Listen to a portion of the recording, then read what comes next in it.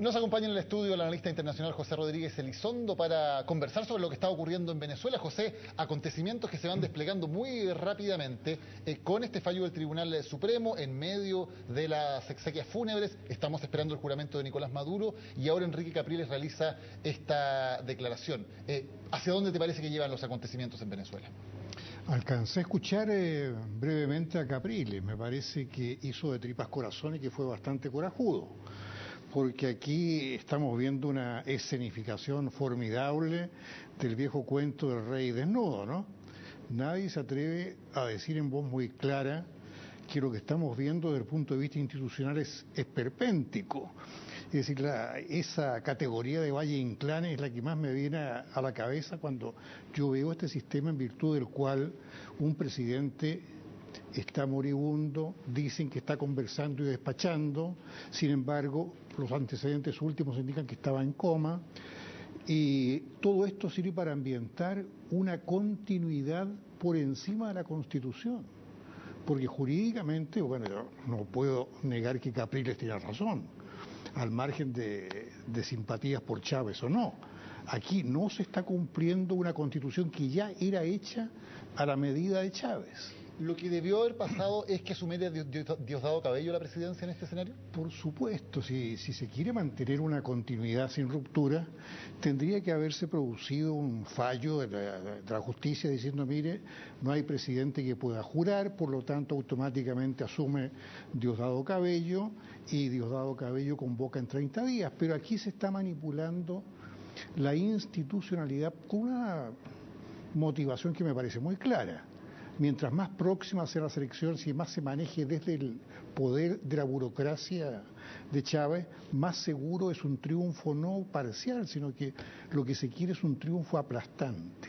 Ahora, nuevamente se repite un poco el escenario que se dio con este juramento que debió haberse producido el 10 de enero, en que no se cumple claramente la letra de la Constitución, pero los organismos que deberían resguardar el cumplimiento de la Constitución son organismos que obedecen al chavismo y por lo tanto le dan una validación legal a lo que está ocurriendo y hoy de nuevo tenemos el mismo escenario, ¿no? Es que el modelo Chávez es la concentración de todo el poder en una persona.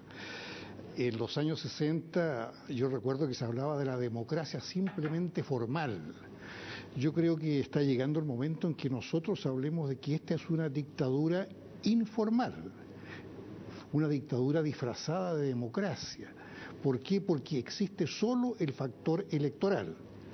Entonces aquí tenemos el caso de lo que yo llamaría, tal vez en forma muy audaz para el momento que estamos viviendo, un dictador elegido.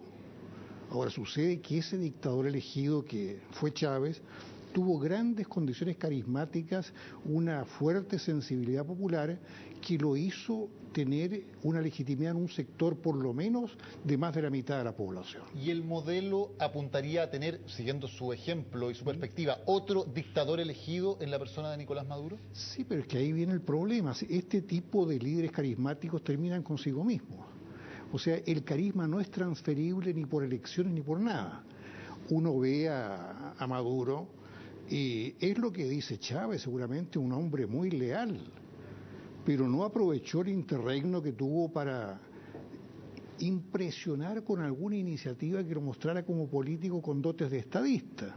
Se conformó con ser un portavoz de Médicos Anónimos, como escribí yo en mi columna, ¿no? Ahora, tenía la opción, porque tal vez uno podría pensar que mientras Hugo Chávez seguía vivo, las posibilidades que tenía Maduro de desplegarse en una agenda propia eran bastante limitadas. No podía parecer que él estaba de alguna manera desmarcándose. Es que Maduro, tal vez una vez que se valide electoralmente puede desplegar un talento político que... Maduro, Daniel, era de los pocos que sabía que no estaba vivo, entre comillas, ¿no? Él estaba fingiendo que recibía órdenes de Chávez, es decir, se autoasignó el rol del fiel portavoz médico de una persona que no tenía capacidad de actuar. O sea, desde ese punto de vista no tuvo la audacia que tuvo Fidel Castro, de ver una oportunidad y agarrarla, la audacia que tuvo Chávez, de ver la oportunidad del 92 de agarrarle un golpe mediático.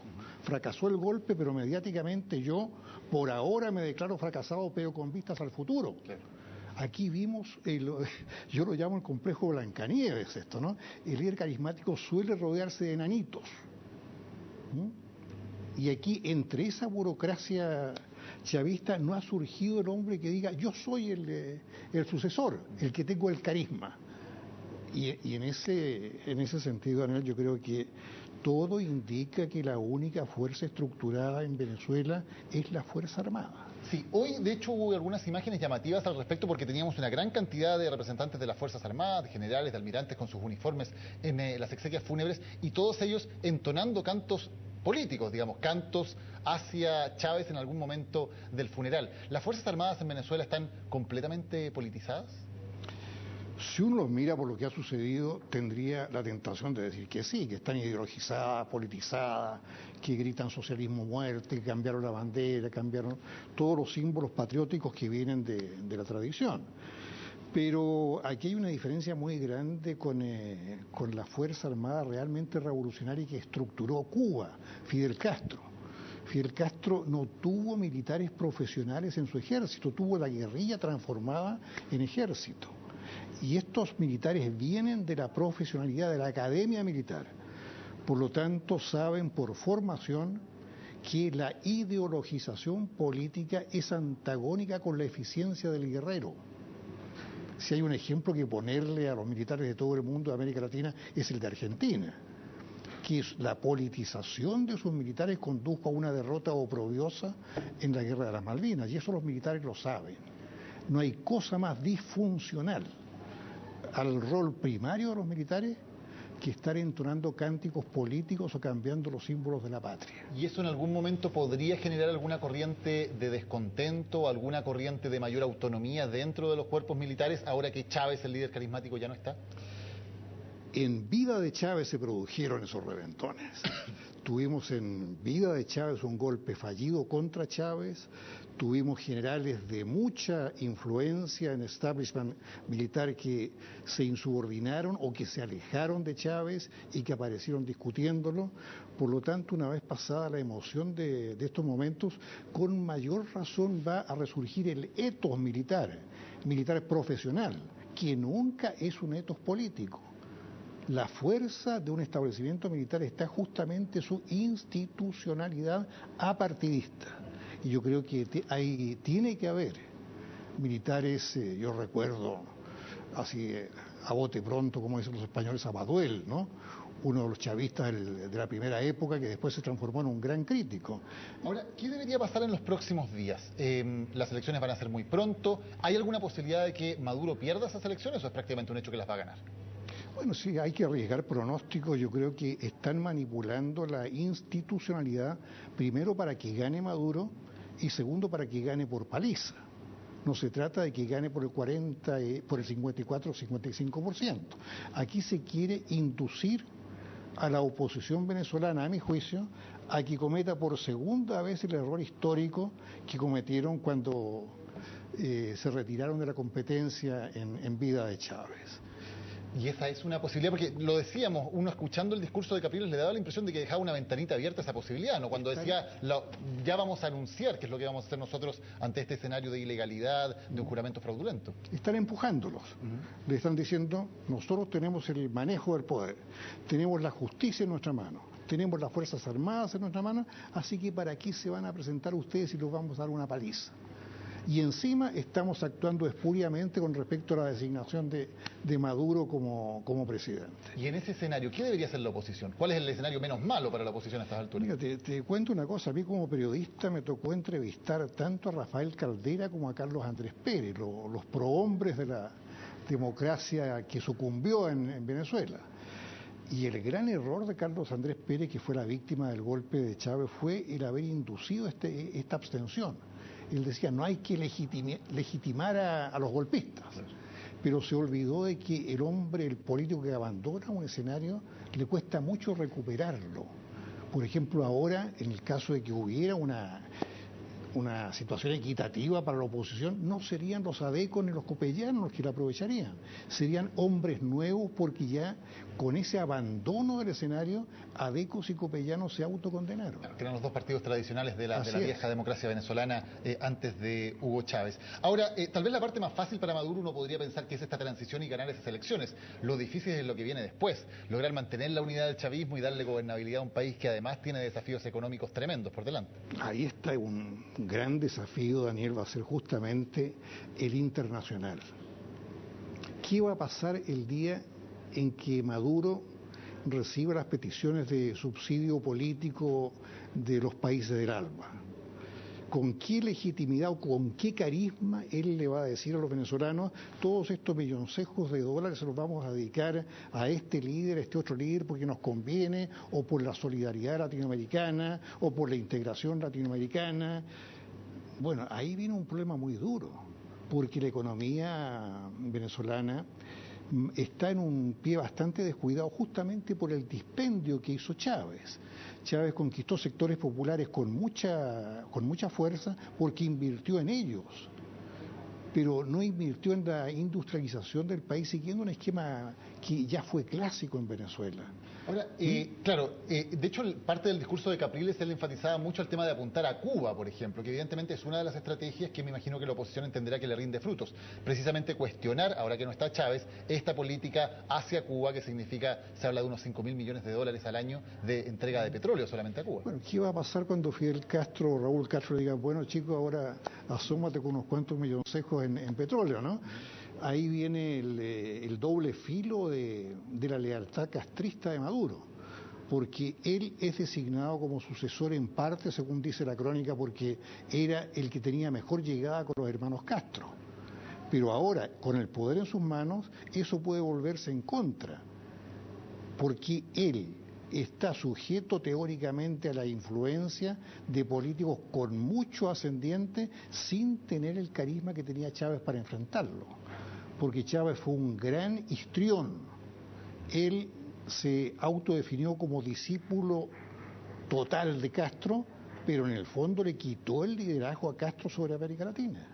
Claro. Estamos conversando con el analista José Rodríguez Elizondo sobre la situación en Venezuela, esperando además que se produzca el juramento en la Asamblea Nacional después de estas palabras de Enrique Capriles. José, te quería preguntar por lo que fue la gran noticia ayer y que nos impactó bastante, este anuncio de que el cuerpo de Chávez va a ser embalsamado y exhibido de manera permanente a la usanza, según el propio Maduro dijo, de Lenin, de Mao y de Ho Chi Minh. ¿Qué te parece ese anuncio y qué nos dice sobre lo que viene para Venezuela? Primero, y muy freudiano, Daniel, se saltaron a Stalin. Claro, que estuvo solamente algunos años ahí. Porque Stalin embalsamado y manipuló a su sociedad para que una vez muerto lo instalaran junto con Lenin en la Plaza Roja. Lo instalaron, lo embalsamaron, lo pusieron ahí. Pero duró hasta el año 1956 en que en el 20º Congreso del Partido Comunista vino la denuncia de Khrushchev sobre los crímenes de Stalin. Y entre gallo y medianoche lo sacaron y lo pusieron en un cementerio como la gente. Desapareció ya la momia de Stalin. Pero marcándote esta omisión espectacular, porque no decir que Stalin fue momia, ¿no? Es mentirle a la opinión pública, seguramente por la imagen que tenemos de Stalin. Pero momificar a alguien y exhibirlo es un rito de origen asiático, un rito de origen faraónico, que tiene un poder de manipulación excepcional. Hasta el día de hoy no puede salir Lenin de la Plaza Roja. Y podrá venir un mandatario conservador a ultranza en Moscú y no va a poder sacar a Lenin. Y eso marca. Mientras sucede y mientras viene una crisis, por ejemplo, en ese país, asoma la resurrección del mito de Stalin. Estamos viendo cómo desde Georgia, desde otros lugares, vuelve el mito de Stalin. Es decir, es una bomba de tiempo. Yo creo que esto la gente que no conoce bien el rito de la momificación de los próceres no se da cuenta lo peligroso y lo manipulador que es. A mis hermanos venezolanos, que tengo muy buenos amigos allá, yo les diría que ese punto no es un punto menor. Y de alguna manera el hecho de mantener a Chávez simbólicamente vivo, simbólicamente presente, cotidianamente, es también una forma de mantener viva esa legitimación de Maduro, porque finalmente Maduro, su poder viene de esa designación que hace. De eso se trata, pues. De eso se trata. Cuando momificaron a Lenin, Stalin se beneficiaba de eso, se ponía bajo la sombrilla de la momia. Entonces, él elaboró la categoría del marxismo-leninismo, y él era el primer marxista-leninista, preparando el agregado estalinismo y preparándose su propia momificación y entronización como el faraón que sucedía al faraón Lenin. Entonces, te digo, esto ya forma parte de una obra esperpéntica mayor. y que no tiene una raíz última en nuestros países, salvo este ejemplo que también es muy bueno de Eva Duarte de Perón, porque la momia de Eva Duarte de Perón fue vista desde el principio por sus enemigos como una hipoteca, un incordio tan grande que se la robaron. Claro.